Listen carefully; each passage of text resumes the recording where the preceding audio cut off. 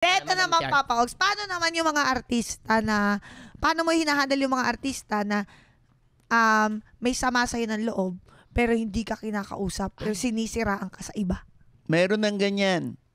Ay. Paano mo hinandle? Nakikita ko pa yan, nagbabatian pa kami. Oh, siya. Nakarating sa akin na hindi niya alam nakarating sa akin. Oh, siya. Yes. Ibig sabihin yung sinasabihan niya mga tao, hindi yung trusted people niya lang, limited people. Darling, sa tagal ko rito, palagay mo wala akong maiipon ng mga kaibigan sa showbiz.